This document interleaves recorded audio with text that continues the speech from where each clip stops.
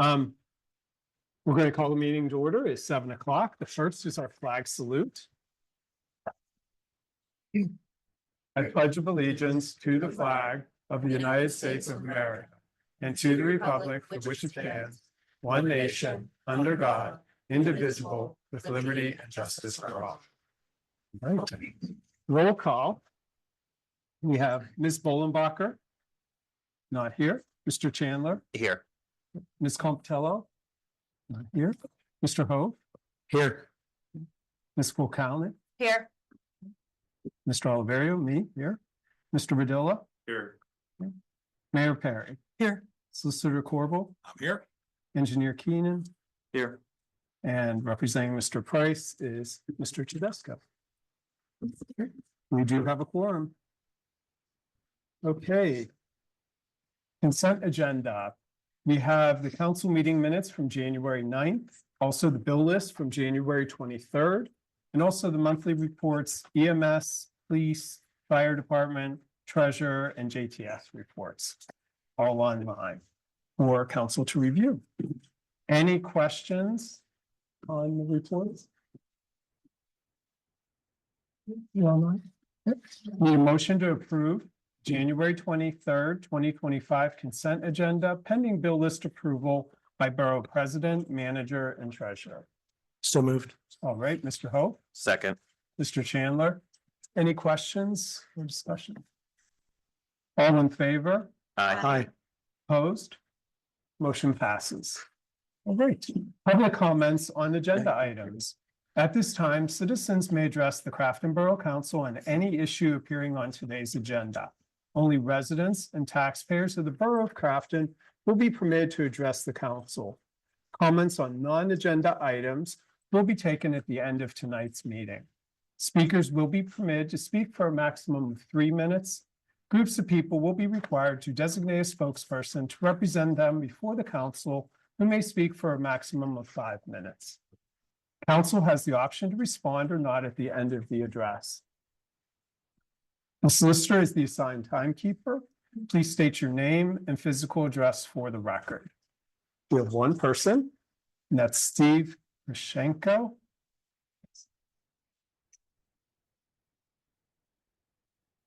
His name and address, and let's test it too. Oh, My button runs on. where?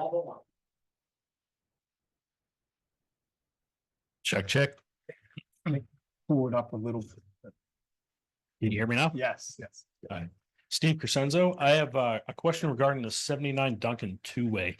Want to get an idea of what that proposed one entails, what sections of Duncan that are looked at for two-way.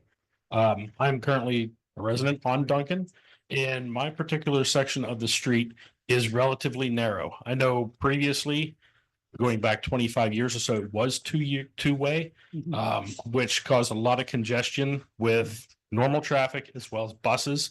Currently, where we reside at, we see a lot of traffic going the wrong way down Duncan, a lot of speeding traffic, a lot of people blowing the stop signs.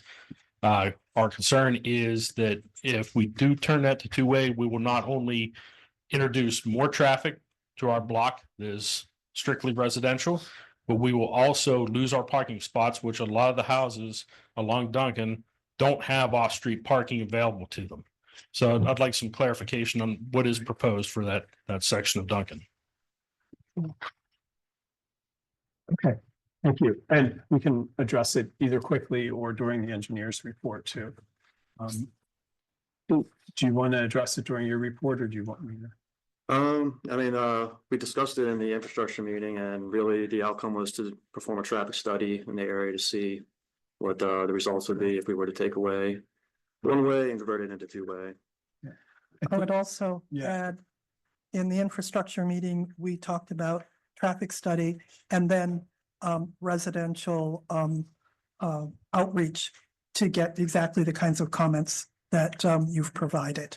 So it's not just traffic study to decision, but working with the residents to get those perspectives. And That's right. This was initiated because of a request from a resident at a previous council meeting. And so we're just in the early phases of discussing what what to explore. And reaching out to residents would be part of that before any decision is made. Right, and I think that we understood that Cody only wanted one section. Right, But yeah. it wasn't really clear on the agenda, so, Oh, you know, it doesn't say. that's in the- probably Maxwell. Well, to- To be clear, go ahead. In the infrastructure committee, we looked at that section of road, and because it is the same width, or it is still fairly wide going down towards Steuben, and then it's two different directions on either side of Steuben. We thought if we're doing a traffic study, we should look at the whole thing to understand the impacts along the way, and the impacts of potentially having completely different traffic patterns at each block. That being said, that was all that was discussed. If we're doing a traffic study, we should look at the entire section so that we know more information before we proceed. Yeah, I mean, we have several neighbors who are ready to sign petitions right now, but looking at the entire streets. I mean, it's residential. The two streets next to it are not. You know, there's the park, there's the CVS, but this is all houses, so we're not sure why it would be changed. Yeah, okay. Thank you. Thank you very much, Steve and Mrs. Right, that's, anybody online, please raise your hand. Cody was first. All right, Mr. Sheets? Everybody hear me? Yes. Okay. Just to touch very quickly on the Duncan scenario. Just kind of want to reiterate and totally understand the traffic study needs to be done, or the impact study needs to be done for the whole street. I am perfectly, just as the one who made this request, I would be perfectly, fine with, a stop sign being put at the intersection of Duncan and Maxwell Street, and then sort of the do not enter signs being moved. Obviously, I understand no decisions on that are necessarily going to be made, but just kind of wanted to make it clear that I'm really open to anything, and I'm open to, even if it doesn't change, I accept that. Second on the list is the appointment of Corey Roma to the Recreation Board. I know Mr. Roma is in attendance tonight. I mean, absolutely no disrespect. This is not an attack. Mr. Roma is awaiting trial for felony charges that involve rioting at Pitt campus in June. And he is on video pushing a police barricade into police officers, causing those officers to flee in the other direction. My opinion about any appointment is that anyone who is facing, it's not about making somebody guilty before they're proven guilty. It's about what is the liability if someone is found guilty, and can we, prevent that sort of liability from happening? If the trial goes through and Mr. Roma is exonerated of these charges, everything becomes different for me. However, I just want to express how important it is to have people who represent our community be upstanding members of our community who aren't, kind of being involved in riots or be accused of being involved in riots before it is proven either to be true or untrue. I think that in most scenarios, like if someone were on council were potentially charged with something like this, that it would probably be a pretty big deal, and maybe even a vote of no confidence given for that person. But regardless, I think that not looking into this, into the people that we are appointing to these committees and these boards is a mistake. I think that criminal history is 100%, and I'm speaking from a position where I have been criminally charged as a young man when I was 19 years old. I think that everybody should have their background looked into before they are appointed to be able to make decisions that are detrimental or pivotal to the future of our community. That's all. Thank you. Thank you, Mr. Sheets. We have Debbie Reagan. Can I ask a question or respond? Yeah. Mr. Sheets, you indicated that you Speak from experience, having been arrested and convicted of a criminal charge. Can I also ask if you ever served on a board or commission in the Borough of Crafton? Yes, I did. Never been charged with a violent felony, though. Do you believe you should have been appointed to a board or commission in Crafton after being pled guilty to a criminal charge? I think that every scenario should be looked at individually by counsel. Fair enough. Thank you. Right.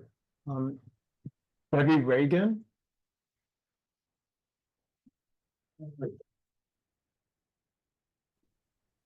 Hello, can you hear me? Yes. Okay, thanks. Debbie Reagan, I live on Duncan. And I wanted to give my input that I am opposed to the two-way change for Duncan in the residential section. It's too tight, it's too busy. We have a lot of walkers. And if you would make it two-way, the traffic, the parking, it would just be too congested. I too lived on Duncan when it was two-way, and it was awful. Making it one-way was excellent. It was the best decision. So I really hope the borough does not go to Duncan two-way. I understand why they want that top part from Ingram Avenue down to Maxwell to become two-way.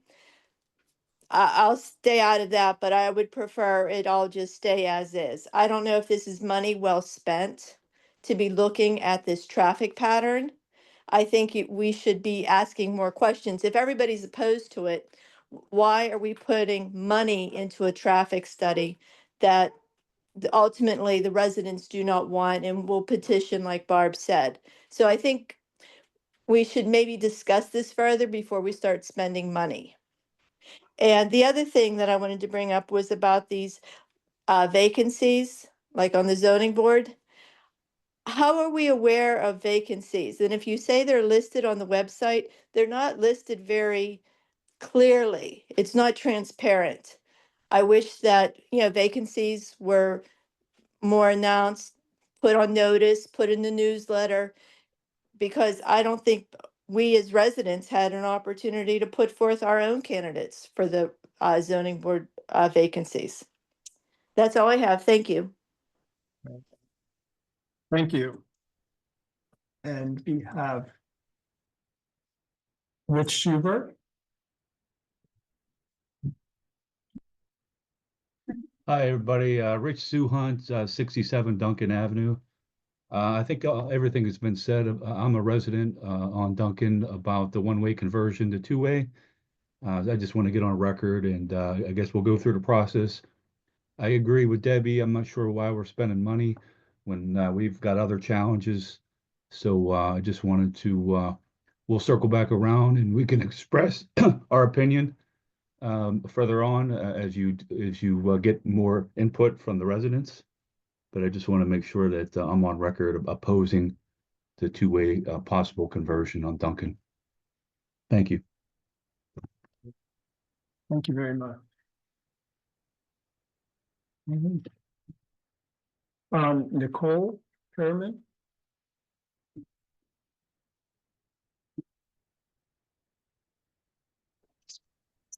Hi there.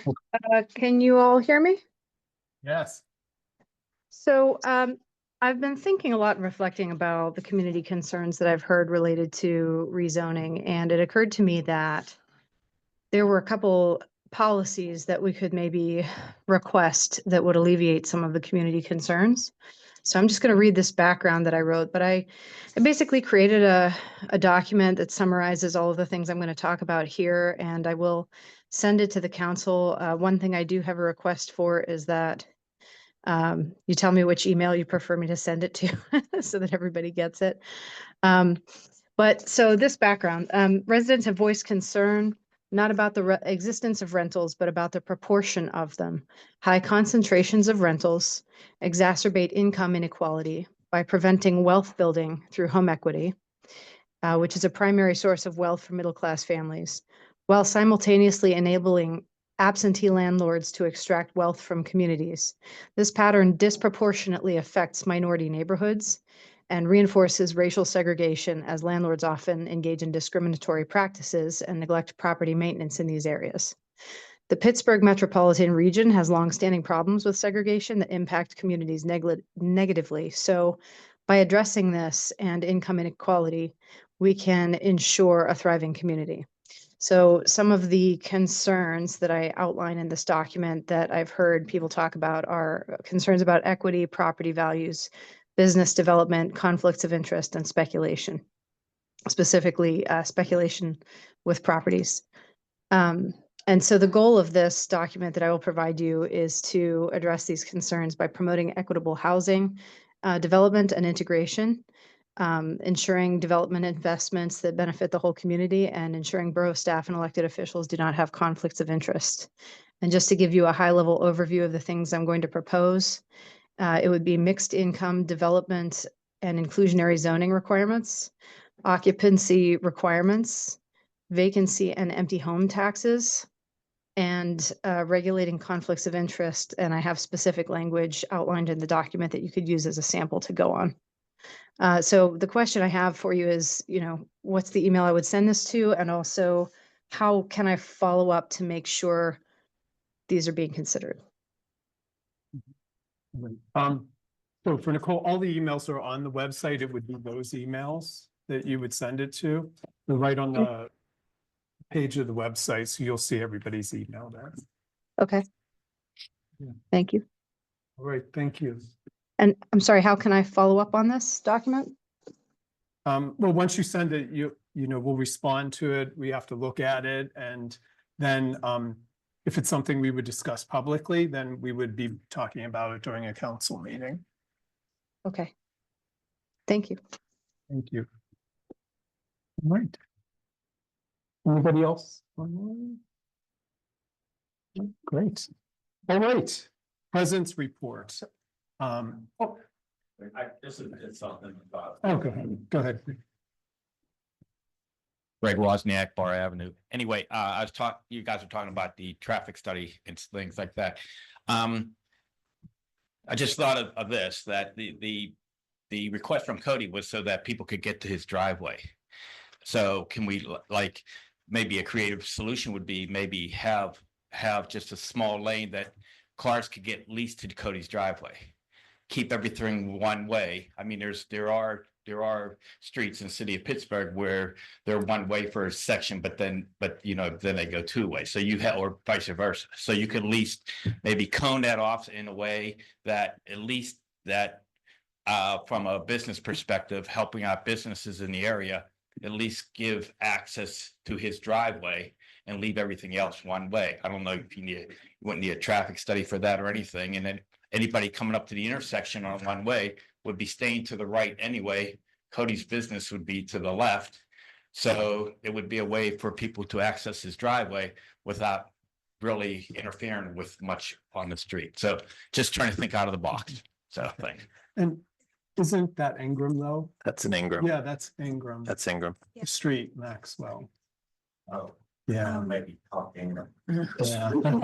Yeah, because it cuts off. Why are we talking? Why are we talking about it here? I think we'll have a bigger discussion on this topic when we get to the engineer's report, and we can talk through more then, because there is more context, and we did have the discussion initially in the infrastructure committee, wondering what people would think, and that's why we wanted to be prepared to have information about different options. It's very helpful to have a first sense of what people think. We'll cover it in more detail in the infrastructure in the engineer's report.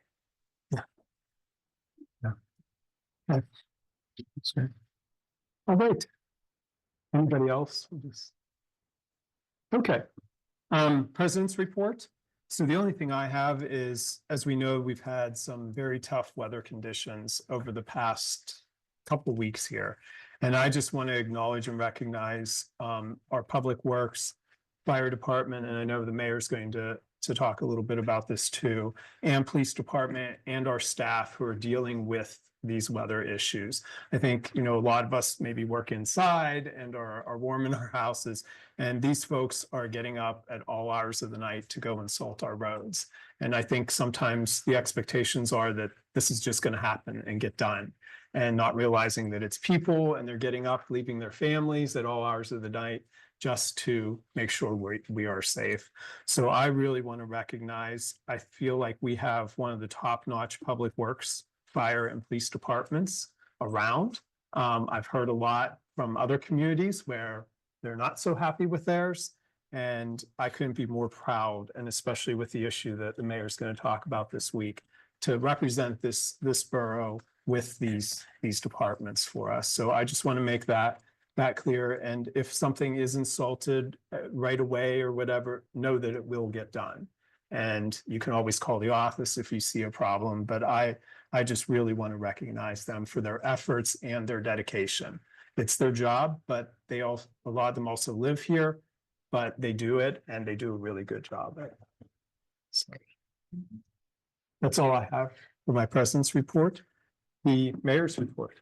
Yeah, I concur with everything that you said, Mr. President. So tonight, I have an unfortunate thing to talk to the community about, and that is the devastating fire that we had here on Monday. And it goes very much to what our president has just said. We did have unfortunate loss of life, but it was a situation that was beyond anybody's control. And I know that our police department, our fire department, and our public works, they were out there from before the crack of dawn, shortly after 5 o'clock in the morning. They were there till almost noon. With the weather conditions, fire hydrants were freezing. They couldn't get water.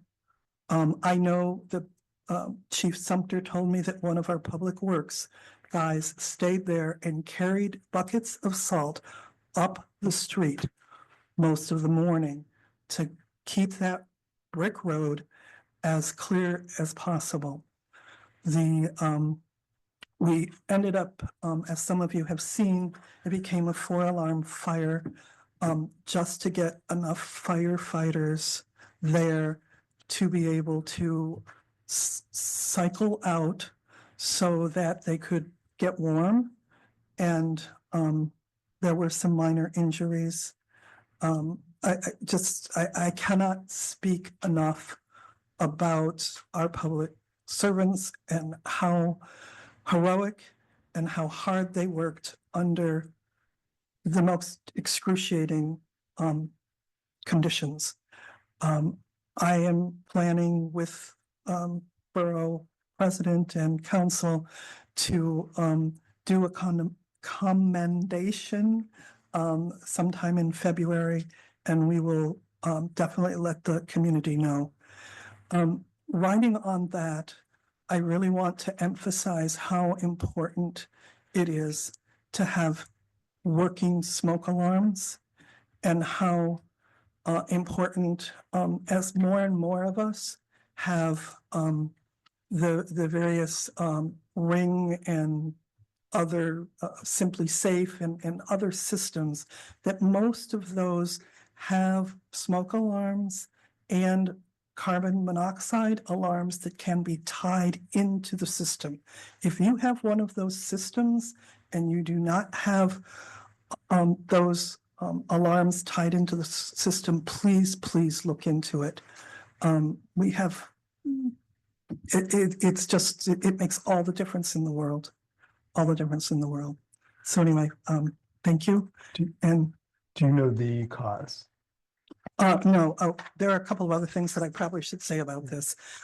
Because of the extreme weather, the building needs to thaw enough for the proper investigation. So it may be some time before we have a report on the actual cause. And then also, it's a little bit indeterminate about, anything about demolition or anything like that, but we'll definitely keep the community appraised about what is going on and any developments there. On to a little lighter subject. Tonight, I want to ask council to approve the rehiring of Chief Sumter. He was officially to retire on February 6th this year. There is a drop pension program that he has been enrolled in. And he has agreed to continue to stay in the position of our chief of police until our incoming chief is here and able to assume the role in July. As we've discussed in previous meetings, this is a budget neutral thing. There's no overlap. In the long run, it actually will help the budget because of the way this is going to work out. So I am asking council to motion to approve rehiring Chief Mark Sumter under a new contract to expire when Chief Rick Ford assumes Chief of Police position in early July 2025. Moved. Mr. Chandler, Second. Ms. Comptello, any discussion or questions? All in favor? Aye. Opposed? Motion passes. Okay, thank you. And that's all I have tonight. Great. Solicitors report, Nope, no public report this evening. engineers report, Mr. Keenan. All right, good evening. First item is the Broadhead Sewer Project. Again, this is a major upcoming sewer project that's scheduled to start later this year. Part of it is backed by an EPA grant, which is still currently reviewing the final environmental documents. And part of that is involving legal counsel and getting the details all ironed out and the easement with the Perrine Street. I did reach back out to the property owner's attorney to confirm they want to do a site tour, and they are on board for that. They just want to wait till the weather cooperates a little better and they can get out and see more when it's thawed and a warmer environment. But plan on pinging them tomorrow to see if there's any update from EPA on the document review. Moving on to Ewing Road, again, this is an ongoing issue in the borough. The Infrastructure Committee discussed this again in the last meeting, and the update is mostly the same, except though we're no longer waiting on the work authorization from Gateway. We just received that yesterday, and it is for them to evaluate and assess all the alternatives for this issue. That fee is not to be more than $15,000. But if there are no questions, that is going to be signed off on, so that work can begin. Any comments? The next item is the public stairs. This was a major project last year in the borough. It is now complete. I made the final disbursement to the ACED. It's still waiting on that. But the grant project manager wanted to have a final site meeting with everyone that oversaw the work that was held on the 17th. No issues. He basically just wanted to do a site meeting and see the work that was completed for himself, take some pictures for his own documentation. But that is the update with that. The next item is the C20 sewer separation project. We did receive bids, 3 of them to be exact. They were opened on Tuesday the 14th. The resulting lowest bid came in at $2.4 million. Right now, Gateway wants to have a discussion with us about the bids before we do receive our award letter. Looking to do that once Jim returns next week. But that is the update with the C20. Next item, the storm sewer retention. Again, this is a massive underground detention facility underneath the Crafton Elementary parking lot. Since the borough owns it, we have to maintain it. It has not been maintained in the past few years. We're looking to start doing that this year, but first we want to do our own in-house inspections by waiting for the ideal time for that to take place, meaning minimal traffic and more ideal weather to do so. But hopefully soon we will get in there and take a look, and I will report our findings in the council meeting when that takes place. Next item is the Public Works building sewer lateral. This is one half of getting that final new building complete. The awarded contractor, Amarante, has been down there mobilizing equipment, materials. They had a delayed start due to the weather, but they are looking to, they were supposed to start today, but didn't get out there due to the cold weather to do so. Discussions with them yielded that they were going to be out there tomorrow, hopefully, to start placing a manhole. That work is, the entire project is scheduled to take 2 to 3 weeks. Next item is this year's sewer O&M repairs. This program did go out for advertisement last week. The dates for that are today and for the 30th. And this year we have 3 different contracts, one for excavation repairs, manhole to manhole lining, and spot lining. Next item, the Station Street retaining wall. Again, this is a wall over on Station and Division Street by the PRT busway that is slowly falling over. The engineering design work has been going on. I did receive the news that some preliminary sketches have been done and that a new retaining wall will likely be the resolution to this. But at this time, that is the latest update. The next item is the People's Gain Mass work. People's Gas main work. Again, no update here. The update remains the same as last, as the gas line work has been completed and the restoration work is waiting to begin early spring once the weather improves. Moving on, as discussed earlier, this is the Duncan and Ingram Avenue, a topic that was brought up last meeting to convert the one-way to two-way. The update was that a possible traffic study to be done, as well as seeking out residential feedback to figure out the best solution. But currently still in the works. Should we give a bit more context about that? This was discussed at the engineering committee meeting, and one of the things we did talk about is whether we could just add a stop sign or do the request that was made at the last council meeting as an immediate step or perhaps as a temporary step. And what was discussed was that we were going to need a traffic study regardless. So we did not have the option of doing a smaller piece without a traffic study. And so we did have a larger discussion about, well, if we have to do a traffic study anyways, it's not a very large or expensive study. We're looking at a very small area. But we did want to understand the impacts of this potential change on the surrounding area and on the next block. And we had also looked at had realized that along that stretch of Duncan Avenue, there are already 2 different traffic patterns, and now we're considering adding a 3rd traffic pattern. And so we discussed, what impact would this change have on the residents on the next block of Duncan Avenue? And would those residents perhaps like to be included in this conversion as well?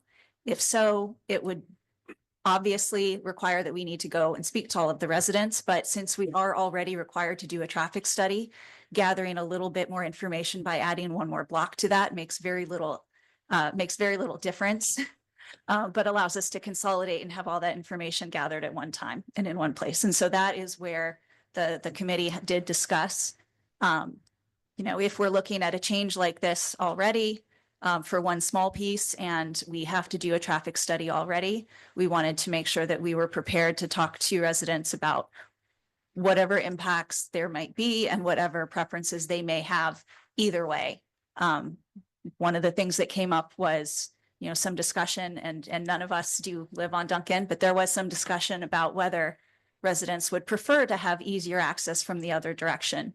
And because we didn't have that conversation yet with residents, we wanted to be prepared to be able to discuss either way.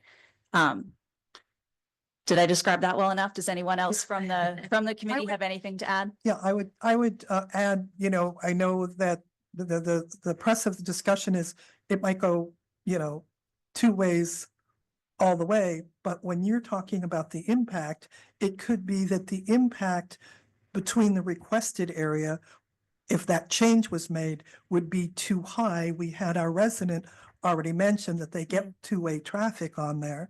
And so it is entirely possible that the traffic study would say that the impact to make the change that was requested by Mr. Sheets would be too negative to the surrounding area. So it could go either way. And yeah. and since we're not the experts, looking at that would definitely, help bolster whatever decision is made and to bolster what the residents have to say. That's correct. I think that's a good point to add too. We did not want to be in the position of potentially making a change on one block without having looked at what that would mean for the next block. So that is why the traffic study was looking at the entire section. Quick question, how much would the traffic study cost? Estimate? Still looking into it. Okay, We did talk about, and I don't have my notes from that meeting in front of me. We did talk about a potential amount, and there was a general ballpark for what these usually cost, if you could. Probably under 10 grand. in the past, haven't we made residents requesting these change in patterns to pay for a traffic study? Referring to Matt Griner's. That was also discussed. And at this time, we are getting a quote, so we haven't yet spent anything. Okay, But that was also discussed, and we discussed perhaps getting a quote and then bringing it back to figure out whether we need a policy around this. The request that was made by Mr. Sheets is not a request.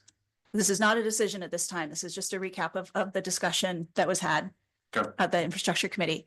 But the discussion that was had was that the request made by Mr. Sheets addresses a safety and accessibility issue that exists on the public, within the public right of way as it already is.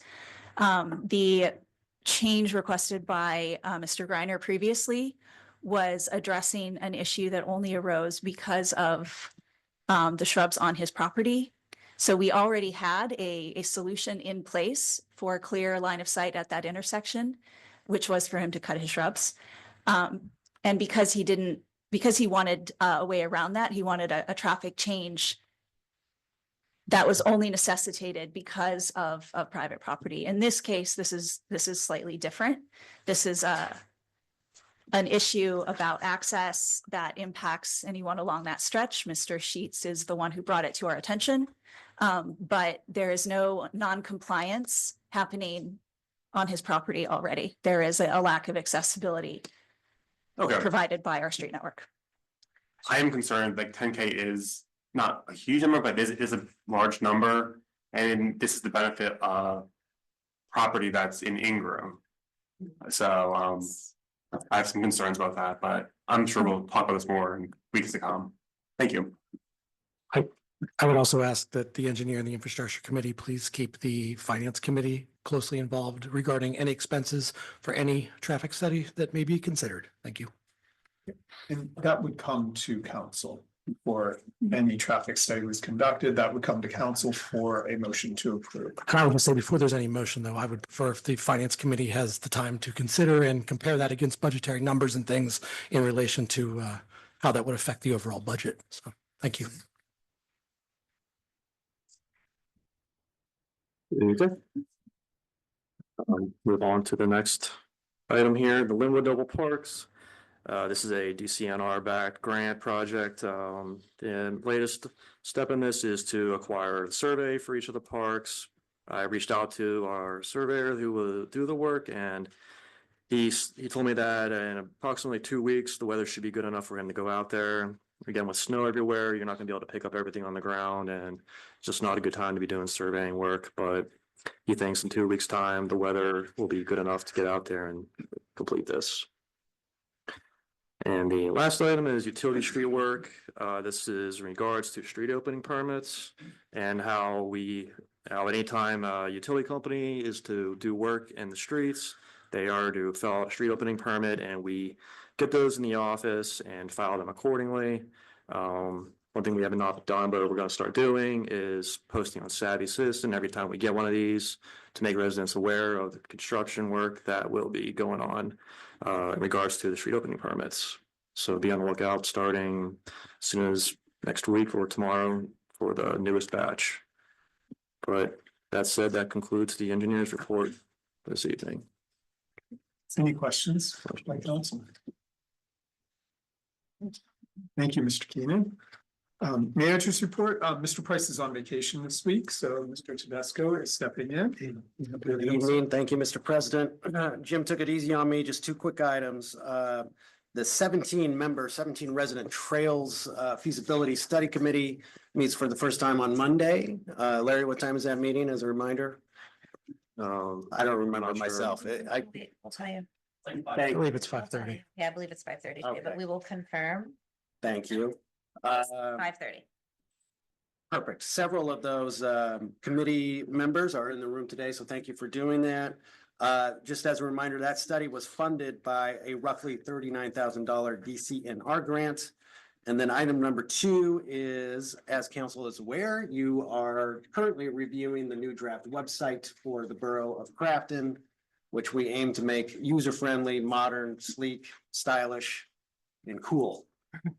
So we're gonna do the best we can with that. So we'll take that a step at a time and continue reviewing it. Thank you. Great, thank you. Move on to our standing committee reports, Finance, Administration, Sustainability, Mr. Ho. Thank you, Mr. President. Last week, the Finance Administration and Sustainability Committee had its first meeting of 2025.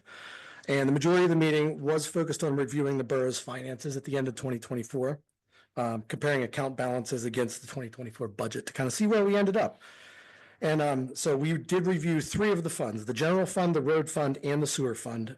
It's important to note that we did not review the bond fund at that meeting because we're still waiting on some final numbers, some final information. So we're going to be reviewing that at the next Finance Committee meeting. And that the bond fund is a little bit of a different animal anyways. So we need to review and treat that a little bit separately. But good news, upon final review, I'm happy to report that the 2024 general fund was under budget by $71,213. The road fund was actually over budget by $8,543, but that was largely due to the approval of the unbudgeted paving that we did very late in the year last year. Paving company basically gave us a really good offer to pave additional streets and get a lot more for our money. So we did approve additional expenses that had not been budgeted for at the end of the year, and that did fall under the road fund. So we went very slightly over budget. Otherwise, we probably would have been spot on. And the sewer fund was under budget by a whopping $212,360. So all in all, between the general fund, the road fund, and the sewer fund, the borough came in under budget in 2024 by just over $275,000, which is likely the best financial end of year to date in well over 5 years. We didn't check against those numbers, but we're pretty confident that it's one of the best we've had in a very long time. And I want to say that's largely attributed to Manager Jim Price's diligent and extremely thorough budgeting and projecting, as well as this council's continued focus on fiscal responsibility. So we did good financially. We were real good financially. Moving on to 2025, there wasn't much to review yet for finance because it's still pretty early in the year. But the biggest thing is keeping an eye on the real estate transfer tax. We have been noticing that is trending backwards a little bit. So we're going to keep an eye on it and see where that ends up as the year progresses. And that's all from my report, unless anyone has any questions. Thank you. Thank you, Mr. Vogt. Infrastructure and land use, Ms. Compton. Well, I have some good news to share. We have been awarded 2 separate grants. These are both grant funds that we have been awarded. We haven't actually received any of these funds yet, but we have been awarded grants for 2 purposes. The first one is an energy audit. This is a $50,000 grant. It is called a MORE grant. That is the Municipal Opportunities for Retrofits and Energy Efficiency. This is a grant offered through the state of Pennsylvania Department of Environmental Protection. And this is to conduct an energy audit of the 3 municipal buildings, the magistrate, the library, and the municipal building. This news just came out, so we'll have more information about what that means, when it'll happen, how it'll be used. Right now, it's just good news that we have been awarded grant funds to use for this purpose. The second grant that we have been awarded, this one was announced about 2 weeks ago, less than 2 weeks ago. For EV charges, Crafton is is positioned to receive grant funding that will allow us to put in 8, which would be 16 ports, 8 EV charges with 16 ports. This one is funding provided through the US DOT. This borough has did a study last summer. Was it last summer or 2 summers ago already? We have been talking about this for a little while. To look at potential locations for these. This was through a program. This was supported by a program that offered some free technical assistance from Duquesne Light and from Connect. So we got some free resources to use, and we did use those over the past few years to do some of these studies and identify where would be suitable locations for potential EV chargers. This grant, it's not written on the agenda and it's a mouthful. It is the Charging and Fueling Infrastructure Discretionary Grant. And we did not pursue this on our own behalf. We went in on a larger grant application that was submitted by Allegheny County. And the award for that was, I'm going to bring it up here, I believe it was over $4 million. That's for a number of recipients countywide, but we are one of the partners that was listed in that. Again, funds that we don't have yet, but it was announced a week or 2 ago that that grant has been awarded to Allegheny County, and we are one of the municipalities that is in line to be able to use those funds to put in some EV chargers. Any questions? Thank you, Ms. Compitello. Communication and Recreation, Ms. Bolenbacher is on vacation. Planning Commission. I am sorry. I'm so excited because I will be next to skip you. Want to talk about that? Well, Planning Commission. No update really. We haven't met since the last meeting. Our next meeting is, oh, that's a typo. 28. Next meeting is the 28th, not 281st. So the 28th, so next Tuesday in this room at 6:30 p.m. We'll be discussing some zoning updates and any further discussions, forums, and meetings are being planned as needed before the revised draft of the zoning code is prepared for community review. So, thank you. Thank you. All right. Communication Recreation, Ms. Bolenbacher is on vacation, so get to present this fun stuff.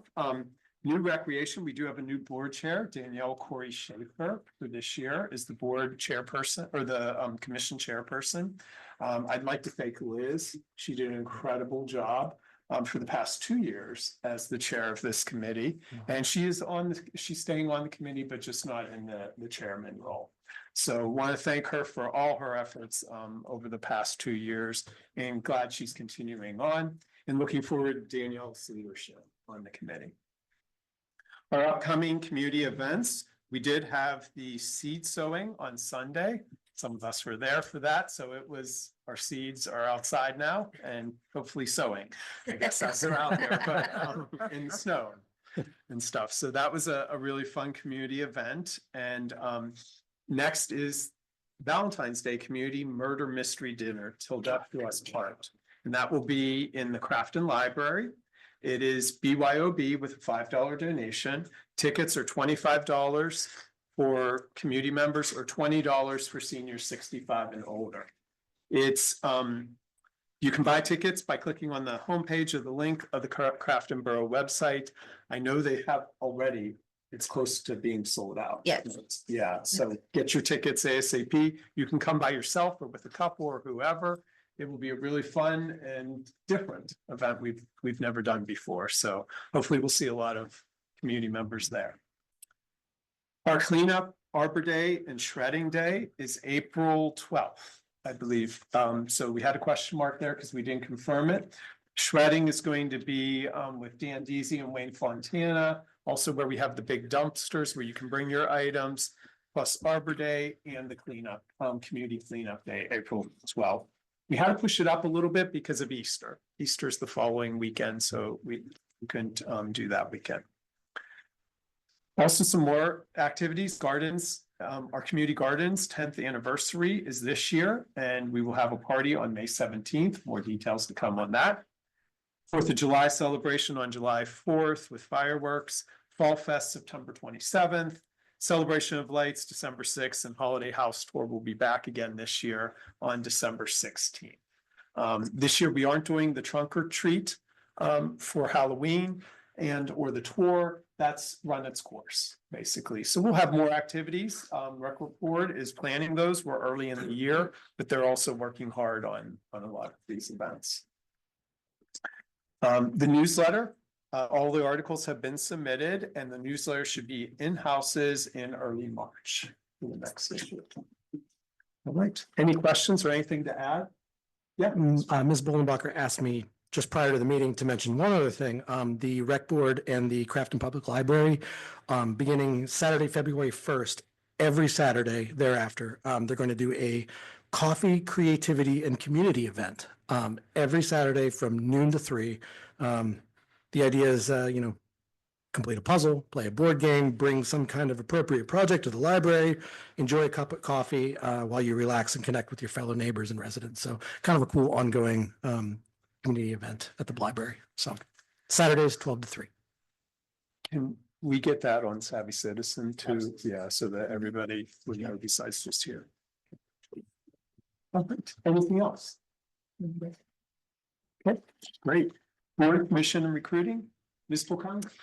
Thank you. I thought I would take just a few minutes and walk through the process of this, because I feel like we've had a lot of questions come up of how one goes about applying and being appointed. So I thought the first step would be, someone mentioned it at the beginning on the public comments, but currently all of our boards and commissions are on our website. It's Crafton Borough /commissions. The breakdown, you can see each one, you can see who the current members are, and you can also see the expiration dates for those seats. So you can get a good feel for what is coming down the road. It'll even say vacant if there is a current seat vacant. So that is where the list of our boards and commissions are and the current availability of seats. In addition to that, we do blast on Savvy Citizen. We have a appointment policy document and that we do reference. Typically, our postings are at least 45 days out from when the seat is going to expire. Expire sounds so, is there a better word for expire? Be up, I guess you would say. So typically it's at least 45 days. We want to get that up for the community to see. But as I mentioned, they are always on the website, and then we will take it to Savvy. Typically, the policy states that the current postings need to be up for 15 days. I will put a big however. If there is a resignation of a person on that board or commission, that can be shortened due to the urgency of filling that seat. So that is up to the board or commission to express the need and the urgency to fill that seat.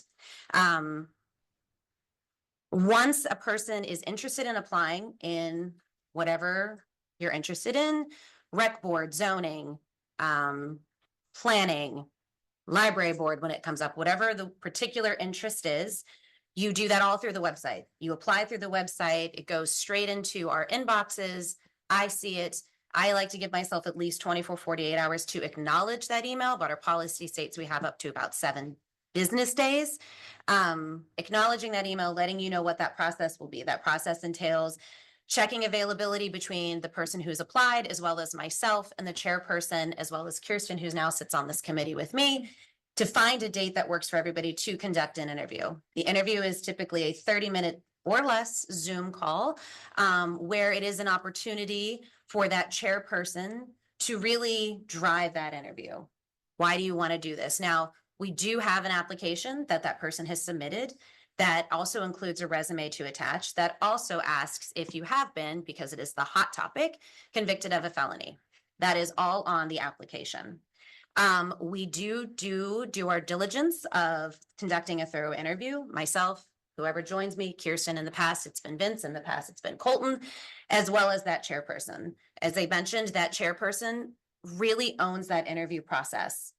Making sure we're asking all the, for me, it's really, is it gonna be a good fit? Are you available on those certain days?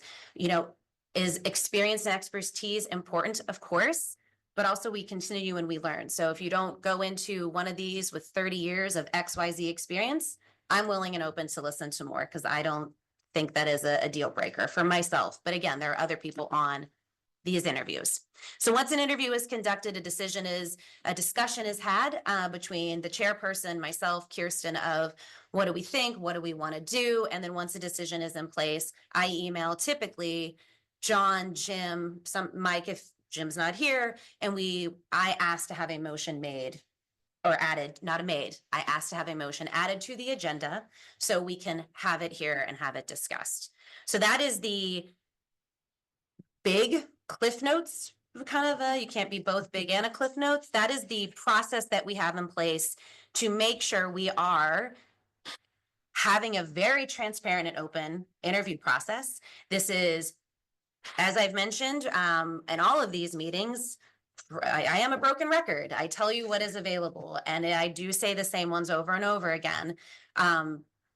So yes, they are posted on the website. They have been, the process is to be on Savvy Citizen, minimum of 15 up to 45 days, depending on the type of seat, depending on when that particular seat is expiring. And then unless it is a resignation of that current person. Can I just add, because you've done yourself a disservice here, you do such a good job with this. It is also on every single council agenda, every single seat, every single vacancy, and every single seat that is going to become up with the date that it will become up in the coming months, typically out for a year. And Pam reads them out at every meeting, and they're on the agenda for every meeting. So they can be found on the website, in council agendas, and on Savvy Citizen, and verbally shared at every council. Yes, and I will say, I believe me, I don't want to talk too long. I know sometimes this isn't the hottest topic at these meetings, but I am also very aware that not everyone is going to go to a website. Not everyone wants, so I do think that is good feedback, and to take away from, we are in the process of reviewing our website. I think that is something we should look at, is how can we make this easier to find for those that are interested in being more involved in the community, so they can go straight to the application process. And again, that is, an interview is had, the chairperson is involved, decisions are discussions, and then we bring it to this group to vote. So I just wanted to, again, set the scene, because it does feel it is a hot topic right now. But yes, I do say these all the time. I am a broken record. Okay, so that was me just setting the scene for that. Okay, my cheeks are hot. Here we go.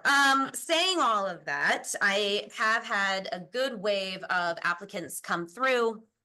And specifically, it's pertaining really into zoning and rec board. But first up, I am gonna go into zoning first. We have had a vacant seat of around for a while. So was very excited that we had a great interview and discussion with Christopher McCormick. So I am looking for a motion to appoint Christopher McCormick to the zoning hearing board as an alternate for a term that will expire on December 31st, 2025. So moved. Mr. Chamber?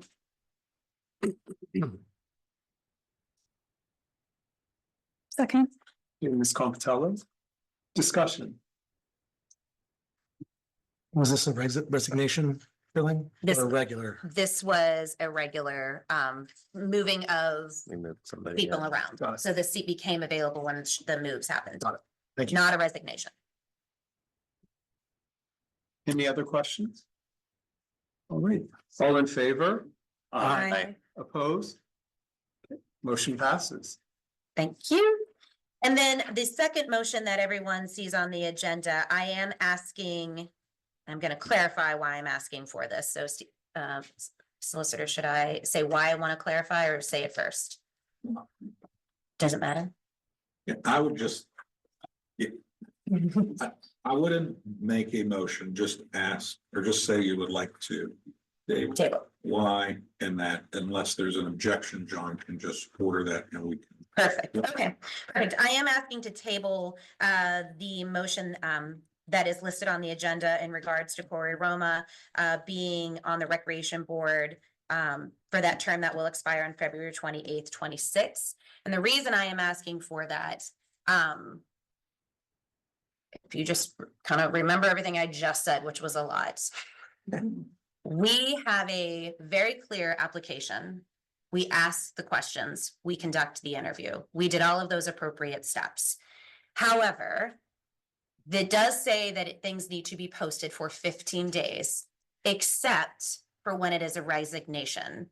The seat that we are filling for Recreation Board, which there are 2, are due to 2 resignations. But being that this is a lot of information and there is a policy in place, we, as ourselves and the recreation chairperson, decided we are going to ask just to table this to the next council to let 15 days go by. It was officially posted on Savvy on the 14th. However, it has been an agenda item since November 28th. So that is why I'm asking for it. Has nothing to do with the noise that we're hearing. That this is why it is to just let it be 15 days, even though we do not have to do that because this is a resignation. That's what. All right. Does anybody have any objections to it being tabled? Okay. Okay. Stated. All right, thank you. So let's talk current open positions. Again, these are listed on craftonborough.com/commissions. We have currently 2 civil service alternate seats available. You can find information on what that entails again on the website. The zoning hearing board, we just appointed that. So that has been, now zoning hearing board is complete. So thank you to everyone for that. And the recreation board, again, we have currently 2 current seats available due to resignations. So those are the ones that need filled right now. So we're looking to fill those. Upcoming positions, we have Recreation Board, we have 2 4-year terms that expire at the end of February. So those will be coming available, and those are already on everyone's radar to make sure they are posted accordingly. Shade Tree Commission, we will have a seat becoming available at the very end of March. Planning Commission, we are going to have 2 seats there as well. At the middle of April, those will be expiring on April 13th. And Zoning Hearing Board at the very end of the year, we will have a seat available, which will be a full-time, so make sure it is going to be a full-time seat. So more coming down the road. Again, these are always here. They're on our website. If you have questions, please ask. Always, we'll always do my best to clarify what we've got going on. That's it. Very good. Thank you. Any questions? Okay, Council of Governments, Ms. Bollenbacher is off. I don't have the details from the last meeting. Did you go? I went with Aaron on a very, very, very cold night. First off, not much to report other than that the next meeting is in Stowe Township, February 20th at 6:30 p.m. I'm going to try to go again with Aaron if I'm available. If anybody else would like to go, just to be the broken record that Aaron usually is. Anybody else that would like to go, please let us know. I will say that just lightheartedly, the COG, I think, set a new record for the fastest adjourned meeting. Aaron and I got there and it was adjourned in 17 minutes, and the amount of things they covered in those 17 minutes was kind of mind-boggling. So big shout out to Sam, who is the Ingram representative, who's the president of the COG, for just running. I don't know how he does it. Very efficient meeting right there. Very efficient. Yeah, it was unbelievable. So yeah. So next meeting, February 20th, 6:30 p.m. in Stowe Township. I don't have the exact location, but I know Stowe is hosting. So great. All right. Community announcements. Our next council meeting is Thursday, February 13th at 7. And we went through the details, of course, of the Valentine's Day Murder Mystery Community Dinner. Does anybody else have any community announcements or anything there? All right. Public comment. At this time, citizens may address the Crafton Borough Council on any issue. Only residents and taxpayers of the Borough of Crafton will be permitted to address the council. Speakers will be permitted to speak for a maximum of 3 minutes. Groups of people will be required to designate a spokesperson to represent them before the council, who may speak for a maximum of 5 minutes. Council has the option to respond or not at the end of the address. The solicitor is the assigned timekeeper. Please state your name and physical address for the record. So for this, for anybody here, you'll just raise your hand, and then we'll go to Zoom and you can raise your hand there. Yes. Good. Remember, it's state your name and physical address. Sure, I'm gonna read too. I'm Bar Basic. I live at 79 Duncan. Sorry, I wrote this down because my brain just gets scattered. But I just would like to make a general comment unrelated to the agenda items tonight. This is regarding the recent zoning hearing board appointments. Being fairly new to the borough, I have a learning curve coming in how appointments work here. So thank you for explaining that today. But in doing a little bit of research, I've come to learn that at least 3 of the people on the zoning hearing board were more in favor of the original drafted zoning ordinances that so many of the community have spoken out against. My concern is the fact that although it appears that council and the planning commission have taken note and made changes in the drafted ordinances, it seems that they've basically stacked the deck to include 3 members that will pass what they perceive to be needed in this community through variances. Furthermore, it is concerning to me that at least 2 of the members are renters in the borough. And although I know and understand that renters pay property taxes through their rent and income taxes through their paychecks, in the long term, they can leave once the lease is up and even break their lease.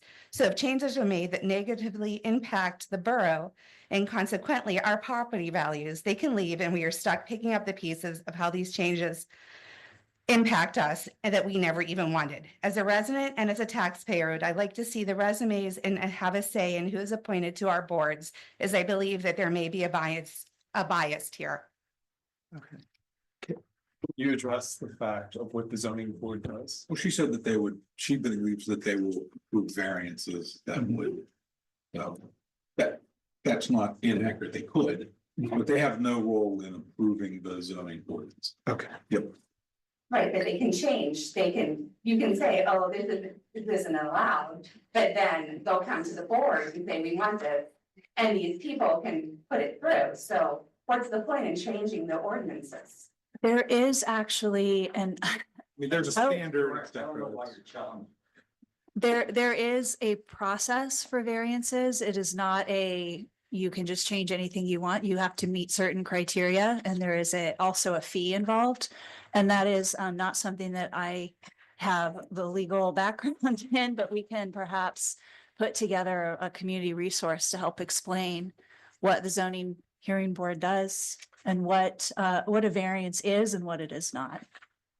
It's so annoying that you challenge the public's comments. Well, I mean, the attorney just said it's true, so you can put what you want, but then these 3 people who are for ADUs or for, smaller lot sizes can say, yeah, go ahead and build this apartment here next to you. So one thing I want to mention, because we can respond, but we have to go through the protocols here, is that everybody has the ability to apply for any of the positions. So everybody has that opportunity. I think for this position for the zoning, there are 3 positions and 2 alternates too.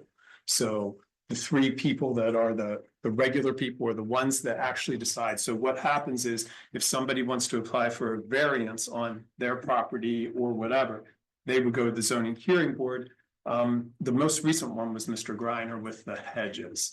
So going to that board makes a decision. They can waive the decision and come to council, and then it can go back and forth and then go into downtown, I think the appeal process. So there's lots of things relative to that. But all of our residents, whether they're renters or homeowners and even business owners, have the ability to apply for our seats. So everybody has that opportunity. And then there is a vetting process for it. So we cannot discriminate because of things that we might feel personally that person may feel. A homeowner could feel a different way than a renter than somebody else too. So we want to be clear about that. All right. Okay, anybody else? Mr. Roma.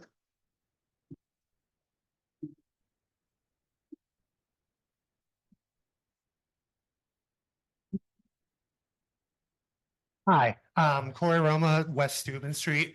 So over the last year, I do volunteer work with an organization called One Hood. It's on my hood. And with that, we go into the city and we offer direct aid and resources to the homeless communities, as well as those recently incarcerated in the Allegheny County Jail. And one of the things that I have learned in the hundreds of people I've like talked to and all of the volunteering I have done is that people are worth more than the worst thing that they have done, you know? And it also taught me a capacity to learn and have more understanding from my fellow man. I will be fully transparent. I got into legal trouble as a result of a protest I attended last year. And it is something that while I have regret for my actions, it doesn't define who I fully am. And it is innocent until proven guilty. Last time that I had checked. So while it is a part of me, it is not the whole of me. You know, you see that Corey, but do you see the Corey who shows up to all these meetings and advocates for the best for my community? Are you seeing the Corey who does volunteer work with the homeless and for the community? And it's already on the zoning hearing board now. Thank you all. But like, I do that because I want to be better and I want to do better for my community. This is my community as much as everybody else in this room without whatever. And I want in this new chapter of my life to move forward doing the best for my neighbors and for my community. And one of the things that I thought would be the best way for me to do that is to get involved directly with the boards, with the commissions, and trying to help plan events or do what I like, try to be the best judge of that I can be. So I asked, I know we tabled the motion and stuff. Pam was nice enough to let me know beforehand. And I would ask that moving forward next month, when my appointment is up for review, that you judge me based off the whole me and not just the worst parts. And I would advocate for that for anybody else who is applying for these boards and positions.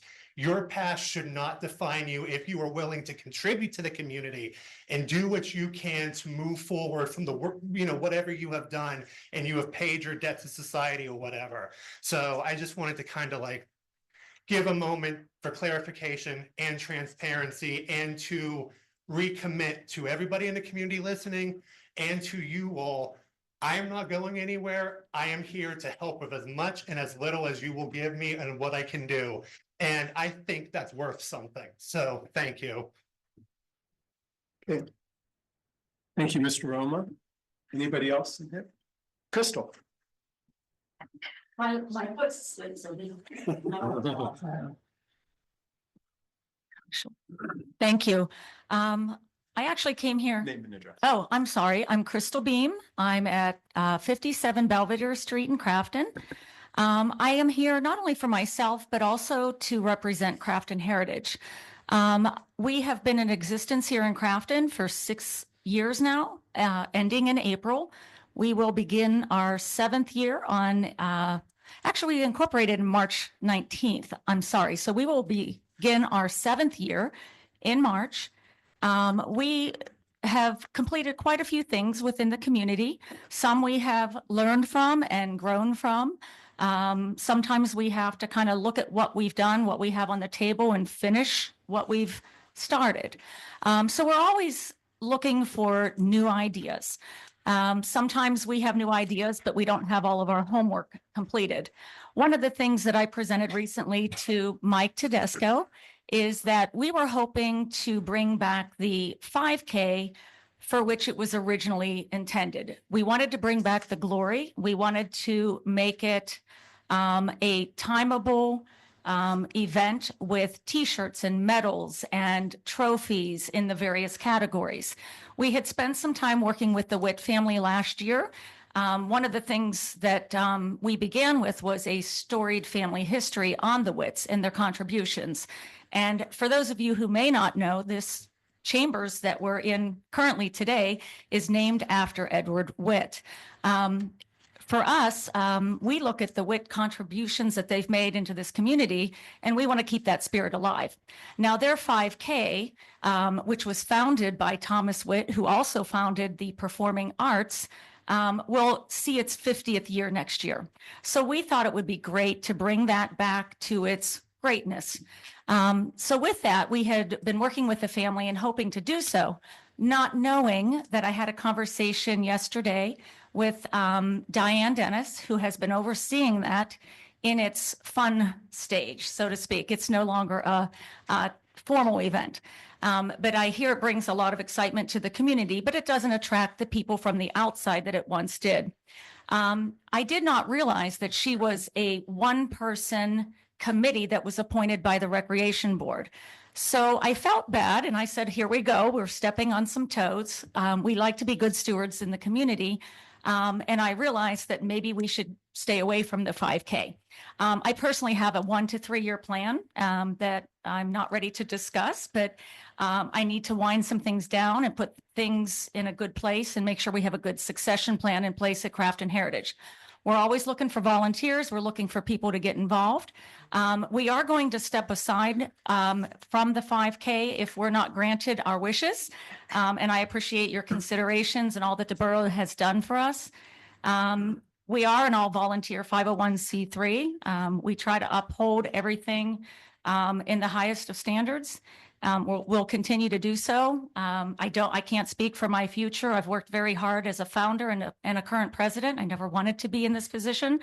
I just love history and I love this community. So I just want to say that we're probably going to step aside from the 5K, but we are looking to do a spaghetti dinner, a carb up dinner for those runners that want to get carved up for the 4th of July. We're looking to tell the Witt family story that evening. It will be at the Craftonian Hall, time to be determined. I've been working with the Witts. The Witts are looking to come back from Alaska, Milwaukee, Titusville. They're looking at this as a family reunion. I was really hoping to make it great for them for their 50th anniversary. So with that, I understand it is a recreation board event.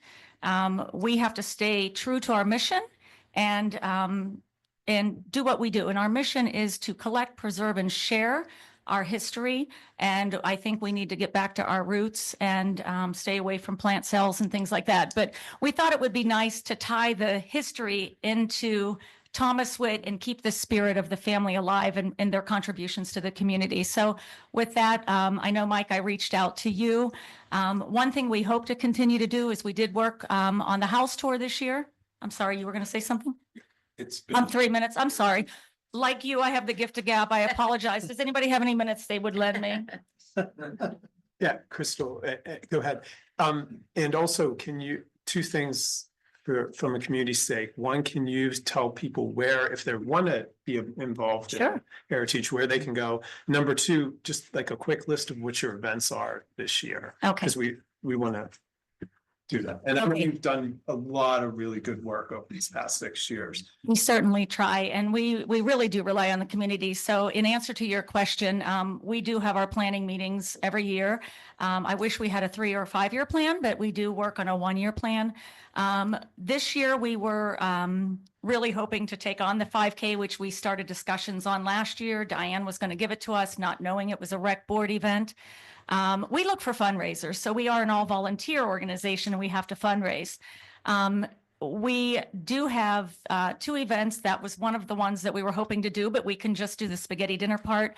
I am also working with the Ingram Historical Society. I was in the process a few years ago forming a COG, or a consortium of independent historians. It's still in the back of my head, but I brought a lot of people together with similar interest. And what we hope to do with Ingram is a possible walking tour that we've been in discussion about for about a year. We thought about bringing back the art, architecture, and history tour of the churches of Crafton, which was very well received. Our biggest problem in the community is not everybody is interested in history. So our market is very slim, but our efforts are very large. We throw a lot at it and we have to reconsider how much outreach we do. We may get back to just a virtual homeless organization, just doing what we love. And if that's just me going forward, I'm not sure, again, what the future holds, but we have a succession plan in place. And we certainly hope that we've made an impact in the years that we've been here. And I don't know where the future is going to go, but thank you very much. If any other questions? Well, I do want to thank you, Crystal, because I know your work and I've gone to your things and you do a phenomenal job with all that. And it's all volunteer. I know nobody gets paid for that. And the trivia nights and everything else. So, hopefully we can have that continue because you hold the history of Crafton. And as we continue on the years, that can easily go away. And our history is important for us. Well, I think it's integral to a community, and I think that our efforts really bring some excitement to the community. One of the things that we are going to do, we went down to the courthouse and we did deed chains, not the same thing as a title chain, but we did deed chains on all 7 homes that were on the house tour. There were 2 bodies, 3 separate days. We brought that research back. We crunched it. We looked at all the being clauses. We collected data. We expanded upon that, and we gave some wonderful histories to the families. That is a product that we hope to promote within the community, utilizing our talents and our time.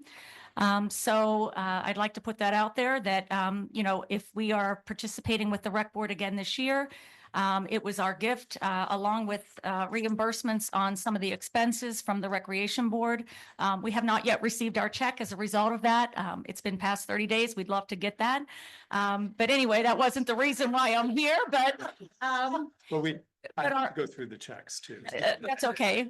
We can't approve until we go. No, I totally understand, but, we certainly worked really hard. We love what we do and we feel it's a big piece of history here, and we hope to continue that this year as well, in answer to your question about what we plan on doing. All right. Thank you. And I gave Crystal extra time, I think. Yes, sorry about that. valuable, but Thank you all. I have that decision, so. Thank you. Crystal. All right. Anybody else? Yeah, James. Then we'll do. James Maggot, Stairs Street. A quick question about the traffic study, and this would be more directed towards Jim Price, but he's not here, but I'll just say it again. It's been a year now. About the stop sign that falls on the Pittsburgh side of things. People tend to kind of fly through that. About 3 weeks ago, somebody hit that stop sign, so that was knocked over and buried in like the snow. I had to dig that out, kind of prop it up in a way that was safe, that people still saw that there was a stop sign there. I called Pittsburgh. It took about 10 minutes for them to figure out exactly where Pittsburgh met Crafton. So they're not really concerned about that part of the woods. Very, very nice people. But it took a while to kind of straighten that one out. But I'm just kind of asking you guys to really consider, especially since that's a main corridor that people kind of first see a chunk of Crafton, to really make sure that that's safe for the kids there. So whatever the results are, I'm really curious about that. So you guys have moved the traffic, radar detector. So I'm just kind of curious about what that brings. Yeah. Just to be clear, can you specify the area that you're talking about? I know So- we all know, but Yeah, so where Starrett Street turns into Poplar, heading down towards Rite Aid, that it becomes Pittsburgh. So that's Starrett, and that alley there is Hall. Yeah, so thank you. But that's that. And then a side question, kind of a weird thing. The Crafton or one of the Crafton Neighborhood News Facebook pages was using the logo. And there was a letter sent by Mr. Corbel to the administrators running that Facebook page. I'm just curious, did the council reach out, talk to that person one-on-one, or do we go straight to the lawyers? No offense to lawyers. It's always kind of like a cold kind of breeze when we choose to say, hey, let's throw lawyers at it first rather than leaders. So just a curiosity. Okay. So and we can address that one.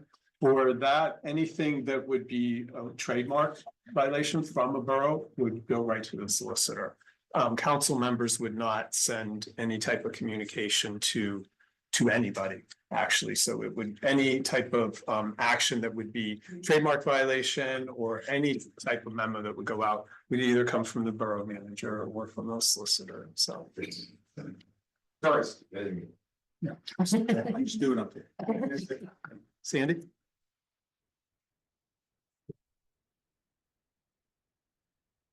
Hi, I'm Sandy Morris, 1781 Bar Avenue. I have a couple questions. With the EV chargers that were getting granted, and this may just be my lack of knowledge, but who pays to power those and to maintain those once we're granted those? Wait, just let her go through. Okay, so that's question one. Question 2 is, you said the first trail study is gonna be coming up the meeting. Just curious, is there anywhere where we could see those members' names so that we could know if our neighbors are on it and say, hey, you know, Joe Smith, I heard you're on the trail committee study, you know, whatever. And my third question is actually for the mayor. I read an article concerning that Crafton has joined the mayor's charitable fund. And that has to do with a group of communities, most in the East End, but there's some like Bellevue is one of them, West Mifflin, Braddock Hills, Rankin, West Mifflin, Turtle Creek. Just curious if you could give us some insight on that as to what that program, I know it's new from what I read, but why you decided to join it, what benefit is it? You know, give us some insight on who's running it, how does it work? Just would like some information on that. So, thanks. Thanks, Sandy. We'll start, and we have the option to respond or not, EV chargers, Ms. Pomptello, or I'll respond to that as far as I can, which is not that far. That's a question that the borough manager could best respond to. He's been most involved in the research and kind of understanding what we would be able to get out of that grant.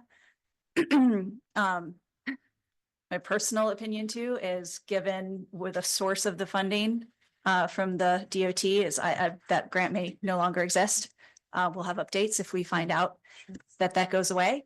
But we can try to get a response next time. The research was done a while back to look at what it would cost. And the cost was going to pay for itself within a year or so. There are programs where Duquesne Light pays some of the fees. We would be responsible for some fees, but we make money back. That's really all I can remember offhand. I'd have to dig through lots of past numbers, but we can find those for the next council meeting, and Mr. Price will have those. and don't the users pay, right? To use them? Yes, That's it. we So would make the users- money back Yeah. because they do generate income. And so there is some upfront fee, but it is not huge. Do you know the numbers offhand? Yeah, that's a discussion just pass it to that Jim will have with council. What is the fee structure for users on those devices? And where's the break even point with the fee structure? How much demand are we going to have for those devices? It may adjust with demand. If nobody's using them, we may just lower the fees because it's kind of so that's a discussion that'll be had. I drive my own truck. Yeah. Curious. The trail study to see the member names. That's definitely not anything confidential, so. Yeah, so I'm thinking where to put it, and maybe that, Mr. Tedesco, you can. figure Yeah, that out. FB seems like a little kind of a blast on Facebook, but maybe Savvy is the best way to go since it's mostly local residents that use Savvy. If that's okay, we can thank the committee and people listening on it. Putting it on or not on our website is the area that right there, so that would be a permanent spot for those folks that don't use the others. And then the question for the mayor, Crafton joining the mayor's charitable fund. So let me start by saying Crafton did not join this. I, as an individual mayor, chose to join a 501c3, much like our Allegheny League of Municipalities or the State Mayors Association. And this particular one is it was formed, started with a number of the mayors on the East End. And it is specifically designed to help community members in finding ways to be of service for needs in the community that are outside the purview of the municipality itself. So some of the things that organization has already done. They have partnered with the food bank and US Steel, and they did a pretty massive across municipalities, the Thanksgiving dinner sort of thing. We've partnered with the 412 food rescue. There's also been a partnership with one of the hotel chains. I think it's the Radisson and U-Haul, where oftentimes these hotels, they just change out good stuff for new fashion upgrades to make their place look better. And often those things are just trashed. So one of our mayors became aware of that and was able to form a partnership, and also with someone else where we're able to store these things. And so they've been able to repurpose couches, televisions, end tables, those sorts of things that are getting changed out for design upgrades and things like that. So those are the kinds of things that this organization is about. And I think another really important thing about an organization like this is that it helps each of us to understand that we live in a larger community, because the Allegheny County has 134 municipalities. And unlike most other parts of the country where there's more overreach, there are 134 of us. Not all of us mayors, some of them managers if it's townships, but most, we're predominantly boroughs where we have mayors, and we're anywhere from a half a square mile to 10 or 20 square miles. And we tend to just think about our little, our little borders.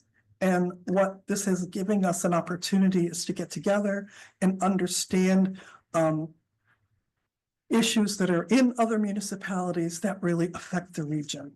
So I have felt that as, duty to my community and to my community, the larger community of the region and Allegheny County, that this is a worthwhile organization to participate in. And that's the story of the mayor's charitable fund. And oh, by the way, our second fundraiser is going to be a night at the races coming up in early March. And probably I think at the next meeting, I will have a little sign-up sheet for anybody that wants to buy a horse. I don't know too much about these things, but that's what their next little fundraiser is going to be. So anyway, that's the Mayor's Charitable Fund. Great. Anybody else in the audience? Linda. Linda Wozniak, Bar Avenue. I have two questions. The first, is there a limit to how many boards or commissions someone can be on at the same time? Any limit? Well, go ahead. And the second one is the energy audit for $50,000 for the municipal complex, the library, and the magistrate's office. Is that at 25? Does the borough have a $25,000 obligation on that as well? Wait. That's the end of my question, so. Yeah. Otherwise. it Just comes looking for back and- answers. Okay. So the first item was the limit on how many boards. Commissions, boards, Boards that somebody can be on. somebody can sit on it. And correct me if I'm wrong, the only one, council cannot sit on the zoning hearing board. No members of council can sit on that. Otherwise, anybody can sit on as many as that are approved by council. That's basically the case. You can serve on more than one. There are some boards that have explicit statutory incompatibilities, but Mhm. none of those exist between the zoning hearing board and the recreation. Okay. And the some council members do sit on some of the commissions, either legacy or they had joined prior to being on council. But for other folks, we just have, I think, a couple people, and maybe those have some rolled off that are on two, more than one. The energy audits, there's. Is that a matching grant? No, So this is the a- grant itself was for 50,000, not 25. The grant is for 50,000. Correct. I'm not aware of a match, and it There sounds is like no match. no match. So we're getting $50,000, nothing out of the borough's pocket. Absolutely. Okay. And so, as has been discussed, the purpose is to audit our properties to figure out whether they can reasonably be brought to be energy you. efficient. That's our business. Thank you. I Okay. understand that. Yeah. Appreciate that. Okay. Anybody else?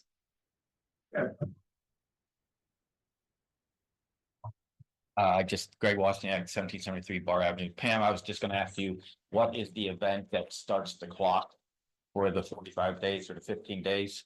There should, what? Yeah, it's 45 days prior to that date that the seat expires. Okay, So, so there's no obligation for a notification to go out. I'm saying, is there an event that are you required 45 days ahead of time to have some sort of an event that tells by event, I just mean, a notification or something like that? What starts the clock that you've made public notification? What is that notification? Is it a savvy citizen? How would a person know when that clock starts? Okay. well, Right here. On the agenda. So, okay, hold on. So Greg, anything else? Yeah, and I had, and the other, I'm only asking for clarification, Steve, you know what I mean? Hold on. So, my other question was for the mayor, do you feel when you're at these meetings that you're a representative of yourself or you're a representative of? These meetings, I'm a representative. I'm sorry. Okay, excuse me. At the mayor, convention meetings. If you're representing Crafton or just yourself, so. And I'll sit down and wait. Hold on a second. Okay. The first question was, what starts the clock on the commission openings? Yeah, so essentially what starts the clock is, as the solicitor was indicating, it is on our agendas. But as stated in our appointment policy, it is, I'll read it right here. It says, position will be posted up to 45 days prior to the expiration of the term. So we know the terms, they're on their website. We have our master workbook that we reference. I would say our checklist and policy within our borough team between Charisma, Jim it's always on the website. So it's technically always 45 days, but I know most people aren't on the website. Savvy Citizen would be a go-to. And then I'm with the new website redesign, to be a little bit clearer. And I would think we can start utilizing Facebook more frequently too. But the trigger is 45 days prior. It's on the agenda. It's on the website. It is posted to Savvy. That is a part of the policy, is to be a social media. And that is just, I checked in with Charisma today on some of the rec board planning, shade tree that's coming down the road. And it's even in her calendar to almost like a checklist as a reminder to, it's time to blast this on Savvy. So if there's more insight into that process, Mike, I'm pointing to you, but that's it. Yeah.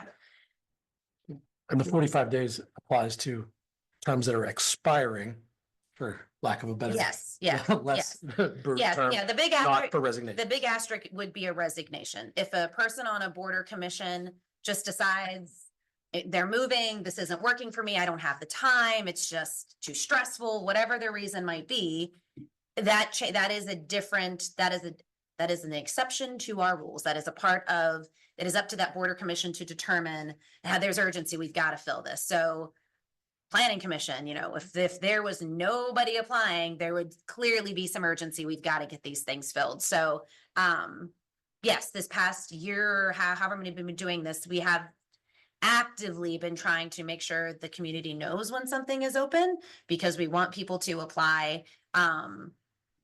And yes, it is sometimes a slow trickle of applicants, and then sometimes there's a little bit more interest. But as I always say, I encourage everyone to apply, to read, review. If you want to be involved, you're in this room, look at the website, look at those descriptions, see what might interest you and apply.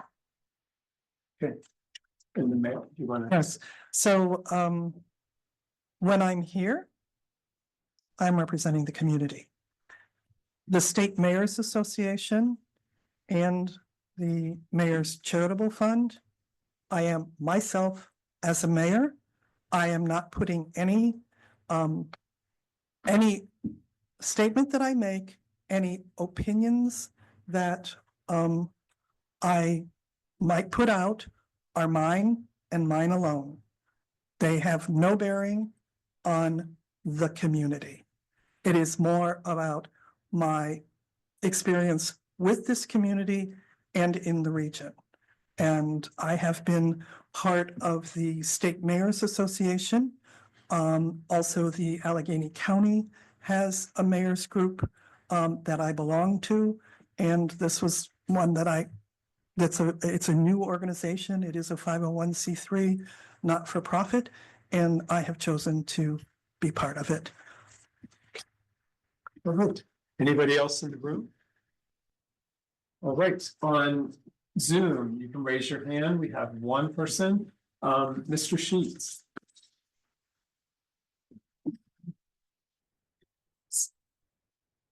Everybody hear me? Yes. Okay, just want to let the record show that Mr. Roma seemed to thank council for allowing him to know that this motion would be tabled before the meeting happened and that it is not on the agenda. Just to kind of piggyback off of what Councilman Hof asked me, but just for transparency, I want to let you know that I also texted him and said the same thing I'm going to tell you. The difference between myself and where Mr. Roma is sitting, or anyone else that might be sitting in his position, is that I am 13 years removed from any criminal charges. Since I was 19 years old, I'm now 32. I've paid my debt to society. I went through my probation. I ended everything, and I have proven over more than a decade's time that I am capable of not reoffending. And that's as somebody who did drugs, and a drug addict is the most likely to reoffend. So if you want to avoid questions about this in the future, like reform the way that you vet people, and then this never has to even be a question. If someone were accused of rioting with Crafton officers, would you appoint that person before the whole story was told and decided by a judge, and that person, was found guilty or not guilty? Or would you wait until that person had proven for more than 7 months before their trial's even over that they can be productive members of society? Now, Mr. Roma has an ARD hearing next week.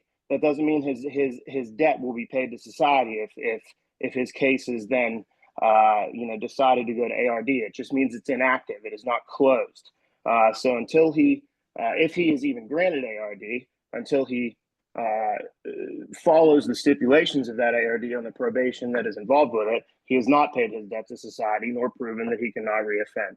So let me make myself clear that I'm a huge advocate for justice reform. I helped run a campaign for a common pleas judge in 2020 on that exact premise. And this isn't about a bias. This is about making smart decisions about who you allow to make choices in our community, whether it's a recreation board or whether it's a council position. It doesn't matter how big or small. We want people that we know are going to be productive members of the society to be serving the society. Thanks. Great. Thank you, Mr. Sheets. Debbie Reagan. Hi there. Hello. I wanted to follow up. I was Debbie Reagan. I live on Duncan Avenue. In regards to the one-way street discussion to two-way street on Duncan. What I took away from this is that something more will happen, but it was sort of undefined, like they wanted to get residents' input, but there was no means to how are you getting the residents' input? And then it looks like maybe you're gonna bid out the traffic study and get some cost involved. But I mean, is that going to go forward? Are you going to discuss the cost? And if so, I wanted to bring up a point. on Duncan, I'm not talking the Ingram Avenue, Maxwell, that hill extension, but the bottom part. That one block, the second half of it, there are no sidewalks. So to make a street two ways, you have where are you putting the pedestrians? So, but if you could, what is the next steps is what I wanted to know. Thank you. Thank you, Ms. Reagan. Ms. Comptello or Mr. Keenan, do you want to address that at all? Sure, the next steps are, we have a borough engineer, a company that supports our engineering beyond our in-house engineer. We have been working with Gateway for many years. This would be a very small item that they would cover as part of their existing contract. So the next step is to get them to give us a quote for what this would cost. It will then come back to council to decide if we want to do that study or wait further. And at that point, we would also decide how to proceed with reaching out to residents. Would we do letters, set up an event? I don't know yet.